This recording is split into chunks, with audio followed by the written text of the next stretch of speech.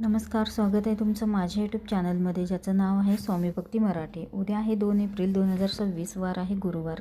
तर उद्या आलेले आहे हनुमान जन्मोत्सव आणि या दिवशी चैत्र पौर्णिमा देखील आहे. अतिशय महत्त्वाचा असा हा दिवस आहे. तर आता ही पौर्णिमा कधी प्रारंभ होते, त्यासोबतच पौर्णिमेचं सत्यनारायण कधी करावे, चैत्र पौर्णिमेचा कुळाचार करायचा असतो तर तो कसा करावा, त्यासोबतच कोणती सेवा करावी, तसेच या चैत्र नवरात्रीमध्ये तुमची एखादी गोष्ट किंवा सेवा करायची राहून गेली असेल तर ती तुम्ही या चैत्र पौर्णिमेच्या दिवशी करू शकता. याबद्दलची संपूर्ण माहिती आपण या व्हिडिओमध्ये बघणार आहोत. तर व्हिडिओ स्किप न करता संपूर्ण बघा आणि जे कोणी नवीन असेल या चॅनलवरती तर सबस्क्राईब करा. तर बघा, पौर्णिमा ही आज संध्याकाळी म्हणजेच 1 तारखेला संध्याकाळी 7:07 सुरू होणार आहे आणि ती 2 तारखेला संध्याकाळी 7:42 पौर्णिमा ही संपणार आहे. तर 2 तारखेला म्हणजे उद्या संपूर्ण दिवसभर चैत्र पौर्णिमा ही असणार आहे आणि जो काही कुळाचार आहे तर तो देखील उद्या आपल्याला 2 तारखेलाच करायचा आहे.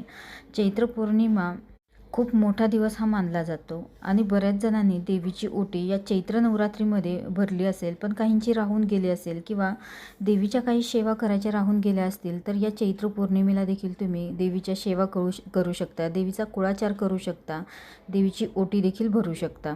त्यासोबतच आपण प्रत्येक पौर्णिमेला सत्यनारायण हे करत असतो, तर ते देखील आपल्याला 2 तारखेलाच संध्याकाळी करायचं असतं. 2 तारखेची पौर्णिमा ही सूर्याने बघितलेली आहे, तर तुम्ही 7पर्यंत उद्या 7पर्यंत किंवा 7:30पर्यंत पौर्णिमेचं सत्यनारायण हे करू शकता. आणि पौर्णिमेचं सत्यनारायण हे प्रदोष काळामध्येच केले जाते, त्यामुळे ते प्रदोष काळातच करावे.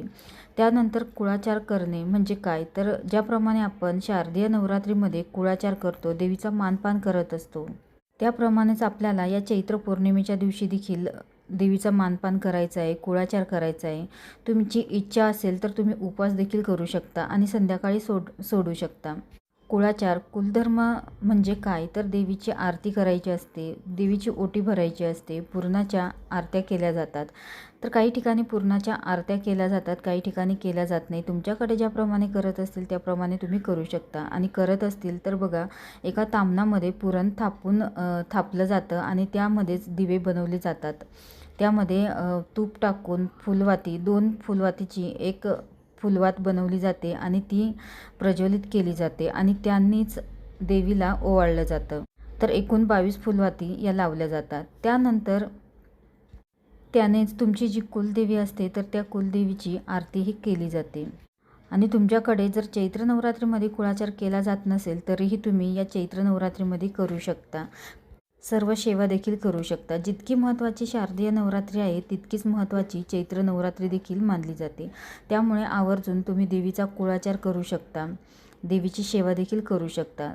आणि देवाचं केलं तर कधीही वाया जात नाही. त्यामुळे तुम्हाला शक्य झालं तर आवर्जून तुम्ही तुमच्या देवीचा कुलदेवीचा कुळाचार करा, तिची ओटी भरा आणि नैवेद्य देखील दाखवा. पुरणाचा स्वयंपाक करायचा असतो आणि जो काय आपण या दिवशी स्वयंपाक करत असतो तर त्यामध्ये कांदा लसूण न वापरता बऱ्याच ठिकाणी स्वयंपाक केला जातो.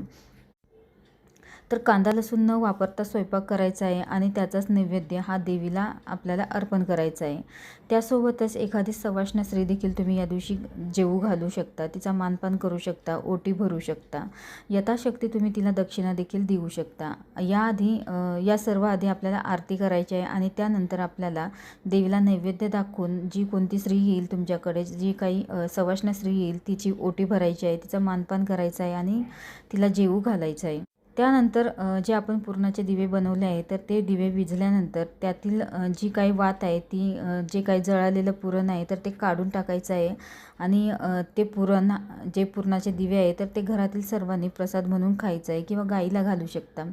तसेच हवन देखील तुम्ही या दिवशी करू शकता. देवीची ओटी भरायची आहे, कन्यापूजन करायचं आहे, तसेच सेवाही तुम्ही करावी. कोणतीच सेवा या चैत्र नवरात्रीमध्ये झाली नसेल तर तुम्ही या चैत्र पौर्णिमेच्या दिवशी आवर्जून तुम्ही सेवा करू शकता. दुर्गा सप्तशती ग्रंथाचं एकतरी पारायण तुम्ही करू शकता, कुंकुमार्चन करू शकता, सिद्धकुंजिका स्तोत्रमचे पठण करू शकता. त्यासोबतच इतर देखील सेवा तुम्ही करू शकता, मंत्रजाप करू शकता.